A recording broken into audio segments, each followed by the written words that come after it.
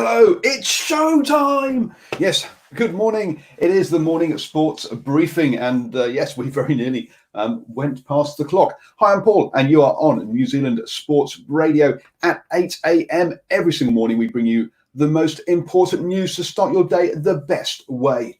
This morning on the news, we have France calls off league, Black Cap in waiting picks up T20 Player of the Year, 20 Player of the Year. Another player in trouble with league.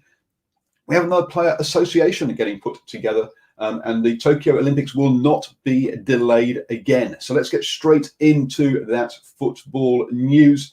And over in France, they have called, or the French government has called off all professional sport until September. They're coming out of lockdown on May the 11th.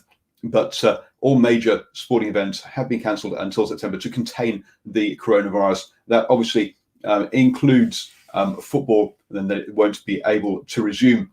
The football had 10 more rounds of games to go in their season, and obviously those will now not be played. Quite how that impacts the qualification for the Champions League, etc., next season, we'll have to see how they decide on that. PSG, though, are still hoping to play their European Champions Cup quarter-final, I think it is, that they've got through to. If they have to, they will play that game overseas, obviously pending that it's safe for all their players and the staff to do so. PSG are 12 points ahead of second-place Marseille, so you'd expect that they'll be given the title, or at least given be named top of the league as far as European qualification goes. Over in rugby, the top 14 has 9 games left before they hit the playoffs, and that again, obviously those games will not be played. So it's going to be interesting to see again how that impacts European qualification next season. And also we have got the European Champions Cup and the European Challenge Cup, or the Heineken European Champions Cup, and the European Rugby Challenge Cup still with rounds to go as well. So it's going to be interesting to see how all of that pans out. We've yet to see what impact this will have on events such as the Tour de France, which had been rescheduled till August the 29th to September the 20th, starting in Nice. Now, obviously, the 29th is very near to September, but it's not quite September. So we'll see exactly how that pans out over the coming days. The Spanish League says we're very surprised about this, and they've said, look, why would you ban football behind closed doors if you're going to allow factories to open? So he's saying, look, where's the difference there? So the Spanish League is clearly still planning to go forward. Germany's Bundesliga wants to restart within weeks, and England is, as we reported yesterday, working with their government to fast track the start of the Premier League as well. All these leagues have to tell UEFA by May the 25th what their details are as to how they're going to complete their season. That brings you up to date with the football news. I'm going to hand you over to Ashwin, who's going to take us through our cricket update. Once he is off mute. Once he takes his mute off. Geez, rookie mistake. I had a bad night's sleep. Sorry, people. But anyway, we'll start again. Good morning, Paul, and good morning to everybody out there. And in cricket news, in the first of a few domestic awards being handed out by the NZC this week, Devon Conway, who's had a great 2 seasons with the bat, has picked up the Men's Smash Player of the Year that's the T20 competition. In this year's Super Smash, he scored 543 runs and an average of 67.87 and a strike rate of 145. As I said, that's the second year in a row where he's had a fantastic season with the bat, and we're just waiting for him to now put on the black jersey and roll out there for the Black Caps, obviously, once COVID-19 has dissipated or been resolved or whatever is going to be done with that. Also in the awards, Sophie Devine, yet again, who's been terrorising bowlers on both sides of the Tasman, picked up the Women's Smash Player of the Year. Devine scored 365 runs and also picked up 12 wickets. She averaged 53 with the bat at a strike rate of 185. Looks like the bowlers are going to be worrying about her next season as well. She also helped Wellington to women to a third straight title, T20 title that is. And the final award that got announced today anyway, or yesterday, was Ian Smith for outstanding services to cricket. We'll be discussing Smithy's contribution to cricket and his well-deserved honour on Swinging from the Hip, brought to you by New Zealand Sport Radio right here at 8 p.m. New Zealand time on Thursday. The ECB will postpone all 100 contracts. Now, I'll explain the 100 soon, but the ECB will postpone all the 100 contracts by 12 months in an attempt to reduce costs. This is in the wake of likely cancellation of the 2020 version of the 100. Wondering what the 100 is? It's the UK version of the IPL, or the T20 competition that's played by, organised by the English and Wales Cricket Board. So that is looking like saving a bit of money as they postpone those 12-month contracts for 12 months, as there is no competition this year. And Paul, that's our cricket news for today. Now that I'm off mute.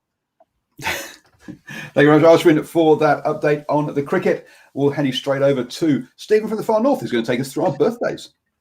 Thank you very much, Paul, and good morning to everybody out there today. Another beautiful day here in Auckland, and another beautiful born day for these people. A man of steel, a dual international on the court, and the fifth highest paid rugby player in the world, with $1.3 million. And that's where we start. Stephen Luatua is a professional New Zealand rugby union player who currently plays for the Bristol Bears in the English Premiership. After a strong start to the 2013 Super Rugby season, Luatua was named in the initial All Blacks wider training squad. He made his debut coming from the bench in a 24-9 victory versus France in New Plymouth in 2013. All up, Luatua, who predominantly plays loose forward or lock, made 15 appearances for the All Blacks between 2013 and 2016, 29 appearances for Auckland between 2011 and 2017, and he donned the Blues jersey on 74 occasions between 2012 and 2017 before heading off to Bristol at season's end. Stephen Luatua, born this day, 29th of April 1991 in Auckland. Stephen is 29 today. Moving on to the round ball game, Donna Wilkins-Lofhagen is a former New Zealand represented netball and basketball player. Wilkins played 56 tests for the Silver Ferns between 1996 and 2002. She represented the Silver Ferns at the World Championships in Christchurch in 1999 and 2 Commonwealth Games in Kuala Lumpur in 1998 and in Manchester 2002, winning a silver medal on all 3 occasions. Wilkins also had 95 caps for the New Zealand national basketball team, the Tall Ferns, which included the 2000 Summer Olympics in Sydney, the 2004 Summer Olympics in Athens, and the 2006 Commonwealth Games in Melbourne as captain. Donna Wilkins-Lofhagen, born this day, the 29th of April 1978 in Christchurch. Donna is 42 today. And finally, Dean Bell is a former New Zealand Rugby League player. Bell played at centre and represented the New Zealand Kiwis between 83 and 89 and edged out an outstanding professional career, predominantly in the UK, playing for Cumbria, Carlisle, Leeds and Wigan. But he also had stints in the NRL, turning out for East and the Warriors. Bell also won the Man of Steel Award in 1992 and the Lance Todd Trophy in 1993. Bell was later inducted into the Wigan Warriors Hall of Fame. The celebrated Kiwi picked up several honours while playing for New Zealand, including being the NRL player of the New Zealand Rugby League player of the year, beg your pardon, in 1987 and winning the New Zealand Māori Sports Personality of the Year in 1994. He was later made a member of NZLR's Immortals and inducted as one of New Zealand Rugby League's Legends League of Fame guys. And there you go, and that was in 2000. Dean Cameron Bell, born this day, the 29th of April, 1962 in Auckland. Dean is 58 today and a real legend. Just back to that rugby, Stephen Luatua, that $1.3 million, Paul, is that per annum? Yes, that's per annum that he's getting paid. But yeah, and talking about Stephen Luatua, you might want to go and listen to Watto on New Zealand Rugby, the Rugby Chat show we had last night, where he sort of has a chat about how Steve Hansen and Steve Tew treated rugby. And I think Steve Luatua was perhaps one of the casualties of the way that the New Zealand rugby was handled over the last Rugby World Cup cycle. Hansen wasn't very happy about Luatua leaving at the time, was he? Let's be honest. Also, Mark in the live chat has said the jersey on the right is lovely, Stephen. Now, if you would like to have your club jersey hanging behind Stephen during the birthdays, then send us one in, and we'll chuck it behind there, and we'll give you a shout out as well. So if you fancy having your club jersey on the show, be it and look, it doesn't have to be rugby. It can be netball, it can be football, or paddling, or any other sport. So just send us one in, and we'll throw it behind Steve during the shows. Moving on to rugby union news, and it's change. Well, that's what people are asking for, but I'm not sure if much of it is happening. Augustine Pichot has said that he wants to change rugby and get it out of its copy and paste mode, and bring change in. He has mentioned that previously that he wanted to create a rugby computer game. You'll remember, but he says maybe that has maybe that's too old an idea already, and he's open to newer ideas, such as maybe having rugby incorporated into Fortnite. He said maybe you have a warrior dressed with an RFU rose and he combats an All Black on Fortnite. So maybe they'll pick up some dance moves as well. We'll have to wait and see. So all sorts of ideas are out there from Augustine Pichot. Wallaby player Matt Tamua has also come out and said that it is time for change in Super Rugby. Now, this is a bit of an interesting one, because Super Rugby seems to change every other year anyway, and they don't seem to be able to settle on a format. He's saying that he thinks a more domestic focused, either Australia focused or Australia and New Zealand focused tournament would be better. It would also help the players in the fact that they would get to spend more time at home as well, and the players wouldn't be, the fans wouldn't be expected to watch games at 3 o'clock in the morning. So he thinks that he thinks he wants more change again. Look, Super Rugby has gone through a format change pretty much every 3 or 4 years, and you got to say that I think part of that is that it's confused the fans as to what it is going to be. So I think Super Rugby needs to settle down and be something, whatever that something might be. The problem with the domestic tournament is that South Africa already have a domestic tournament called the Currie Cup, where the similar or the same teams play, unlike the way that New Zealand, the provinces are very different from the Super Rugby franchises. And so having that domestic thing, maybe not the option that South Africa wants, even if it is something that New Zealand and Australia would prefer. Finally, then, Ellis Genge has come out and said it is time. I think it is time to shake up the rugby scene and look after players commercially and in every aspect a lot better. This comes out of the discussions with the teams as to how they went and cut players' salaries, and he's saying that players did not get good advice at the time, and he wants to put together a players' union that looks after and gives the players better commercial advice around these sort of pieces, and that he doesn't want to replace the Rugby Players Association, but he says, look, they get funded by the Premiership and the RFU, and therefore are always going to come down on the Premiership and the RFU's side, which I think is a little bit harsh, to be honest with you. And he's asking for the players to put money into this union so that they can get commercial funding. Commercial advice for the players. Now, isn't that what your manager is supposed to do, to give you commercial advice and to have a lawyer on side to help you get some advice about any contract discussions? So it does sound like maybe he is trying to set up a players agency rather than necessarily a players union per se. Well, who knows what his the exact thoughts there, but yes, he is. All three of those people looking at agitating for change in rugby. That definitely does seem to be the flavour of the moment. And I'm going to hand you over to Stephen Harris, who will take you through the league update. Thanks again, Paul, and plenty happening in rugby league at the minute. The first story we're going to start with, and I'll break this up. Panthers star Nathan Cleary has been caught with a group of women at his house on Anzac Day. There'll be a few of us out there thinking, nothing wrong with that.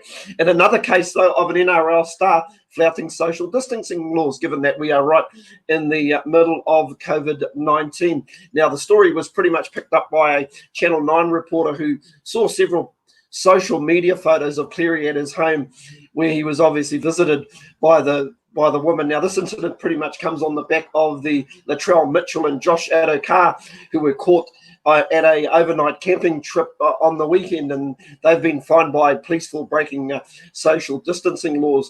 Now, one of the legendary coaches and commentator, Phil Gould, has basically called for Cleary to be banned for the season. No excuse, a serious breach in my opinion. So Gould, who is, he also wrote this on Twitter on Tuesday. Granted, Nathan says that the incident was not planned, which was obviously differs to the Josh Latrell situation. However, players need to be vigilant.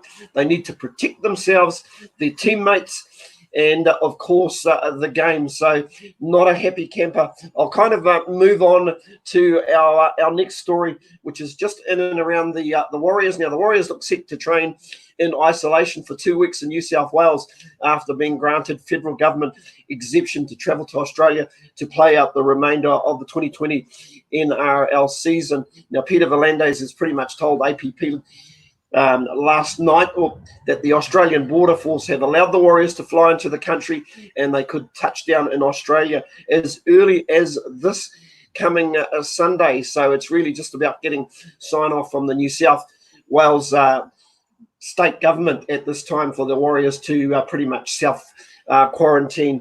And our final bit of news this morning is pretty much in and around the NRL, just once again reconfirming that the season is officially set to get underway on May 28th, and they're looking at a 20-round season with the grand final date set for the 25th of October. So just really Peter V'landys once again just emphasising extensive consultation with broadcast partners, clubs and key stakeholders. He says this is pretty much a landmark day for rugby league. I think it's pretty much a lot of the talk that we've actually heard over, dare I say it, probably the last week or so. That's pretty much it in the league for the news. In league news for today, all I can say is roll on this season so we can talk about what's happening on the field. I'll be back tomorrow with more league news. Have a great day, everybody. Back to you, Paul. Yeah, thank you, Stephen. That seems like it's like the 7th player that's broken isolation rules now in the NRL. You do wonder when they are going to learn and actually realise what the situation is.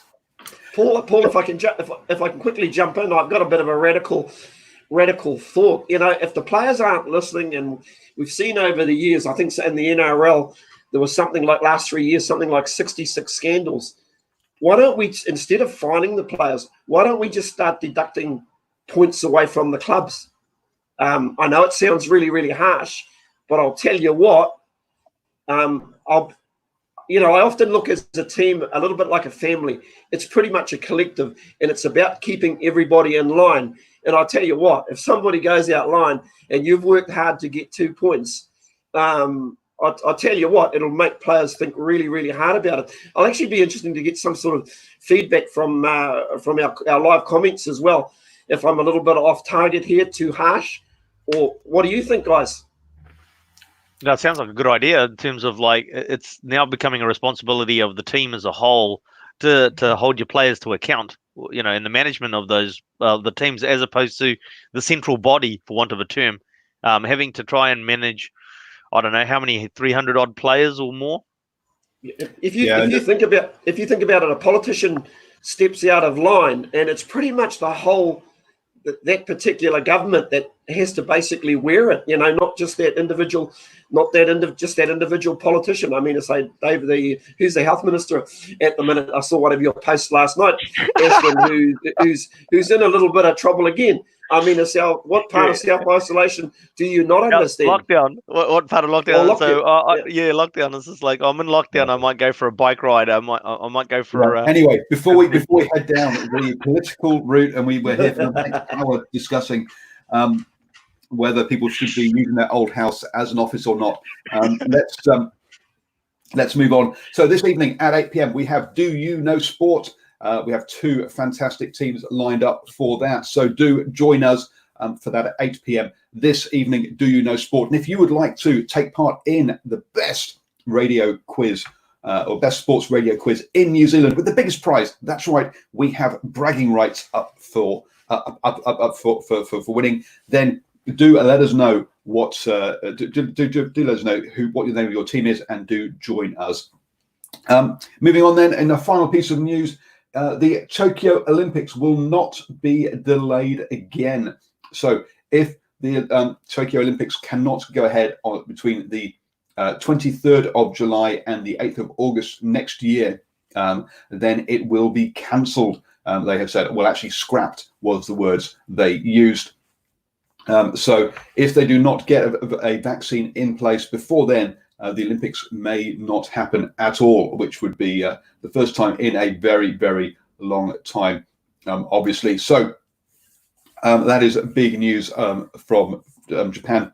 Don't forget to join us tomorrow at 8 a.m. for the morning sports briefing. It's the best way to start your day up to date with all the important sports news. And I would like to thank everybody who has watched the show, the station so far. We have topped 20,000 views in our 4 weeks that we have been going. So thank you everybody who has watched. Don't forget to like, subscribe, or follow, depending whether you're on Facebook, YouTube, or Twitter, as we're on all those platforms. And also, if you listen to the podcast, thank you very much.